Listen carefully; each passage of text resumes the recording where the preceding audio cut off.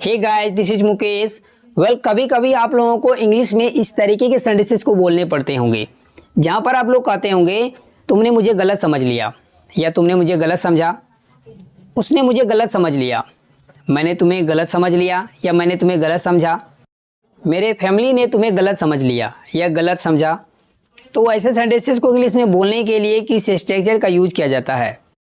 तो यहाँ पर जो फ्रेज यूज हुआ है गलत समझ लेना किसी को, तो इसको इंग्लिश में बोलते हैं get someone's wrong. Get someone wrong.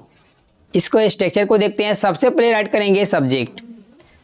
Subject को राइट करने के बाद हम लोग लगाएंगे गॉट, क्योंकि पास्ट में कह रहे हैं। टेंसेस के अकॉर्डिंग टू आप यूज कर सकते हैं गेट का, गेट को बदल सकते हैं गेट्स, गेटिंग, गॉट, इस तरीके से। उसके बाद यहाँ पर हम लोग पास्ट इंडेफिनिट टेंस में सेंटेंस बोल रहे हैं, पास्ट की होने वाली बात, कोई किसी को गलत समझ लिया। तो गॉट को राइट करने के बाद लगाएंगे उस ऑब्जेक्ट को जिसको समझा गया है गलत, उसको नाउन हो सकता है या ऑब्जेक्टिव केस हो सकता है। मुझे तो मी, उसे तो हिम, उन लोगों को तो दैम, पापा को तो डैड, मॉम, जिसको भी गलत समझा उसको राइट कीजिए और लास्ट में लगा दीजिए रॉन्ग। ठीक है, फिर भी कोई वर्ड बच जाता है लास्ट में राइट कीजिए, अदरवाइज सेंटेंस आपका यहीं पर एंड हो जाएगा। इसको और भी बेटर तरीके से समझने के लिए कुछ एग्जांपल्स देखिए। तो आज का पहला सेंटेंस है तुमने मुझे गलत समझ लिया या तुमने मुझे गलत समझा।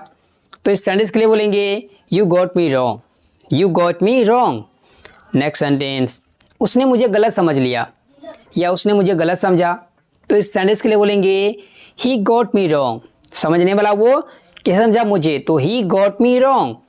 नेक्स्ट सेंटेंस मैंने तुम्हें गलत समझ लिया या गलत समझा। तो इस सेंटेंस के लिए बोलेंगे आई गॉट यू रॉन्ग। मैंने समझा तुम्हें, I got you wrong. Next sentence मेरे फैमिली ने तुम्हें गलत समझ लिया। तो इस सेंटेंस के लिए बोलेंगे my family got you wrong, my family got you wrong. अगर प्रेजेंट इंडेफिनिट में बोलना हो वो मुझे गलत समझ लेता है, तो इस सेंटेंस के लिए बोलेंगे he gets me wrong, he gets me wrong. वह तुम्हें गलत समझ लेगा। तो इस सेंटेंस के लिए बोलेंगे he will get you wrong, he will get you wrong. आप टेंसेस के हिसाब से इसको यूज कर सकते हैं। हे दोस्तों, दिस इज मुकेश। कभी कभी हम लोग अपने डे टू डे लाइफ में ऐसे सेंटेंसेस को बोलते हैं जहाँ पर हम लोग कहते हैं ये लाइट्स कब लगाई गई या कब लगवाई गई। लाइट्स कब लगाओगे, मेरे घर में लाइट्स लग गई, क्या तुम्हारे घर में लाइट्स लग गया। तो ऐसे सेंटेंसेस को इंग्लिश में बोलने के लिए हम लोग किस वर्ब का यूज करते हैं। एक्चुअली एक फ्रेजल वर्ब है। जब भी हम लोग बोलते हैं लाइट लगाना या किसी और के द्वारा लगवाई गई, तो इसके लिए हम लोग इंग्लिश में फ्रेजल वर्ब यूज करते हैं पुट अप का, पुट अप का। तो इसके स्ट्रक्चर जो अलग अलग हो सकते हैं अकॉर्डिंग टू टेंस। यदि आप टेंसेस अच्छे से समझते हैं तो आपको इस वीडियो में कोई भी प्रॉब्लम नहीं आने वाली है। तो कुछ एग्जांपल्स लेते हैं ताकि आप ये फ्रेजल वर्ब और भी अच्छे से सीख सके। तो आज का पहला एग्जांपल है ये लाइट्स कब लगवाई गई। ये पैसिव वॉइस का सेंटेंस है पास्ट इंडेफिनिट टेंस का। तो इस सेंटेंस के लिए बोलेंगे when were this lights put up, when were this lights put up.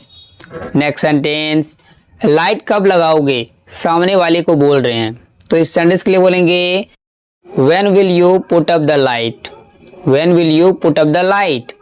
Next sentence मेरे घर में लाइट्स लग गई। तो इस सेंटेंस के लिए बोलेंगे lights were put up at my home, lights were put up at my home, या इन द हाउस भी बोल सकते हैं। नेक्स्ट सेंटेंस क्या तुम्हारे घर में लाइट लग गई। इस सेंटेंस के लिए बोलेंगे were lights put up in your house, were lights put up in your house. ये भी पैसिव वॉइस का सेंटेंस है। हे गाइज, इसी वीडियो में आपको एक सेंटेंस देता हूँ, इसको ट्रांसलेट कीजिए कमेंट बॉक्स में। If you make any mistake then I will correct it. Thanks for watching my friends and don't forget to share this video. Bye bye.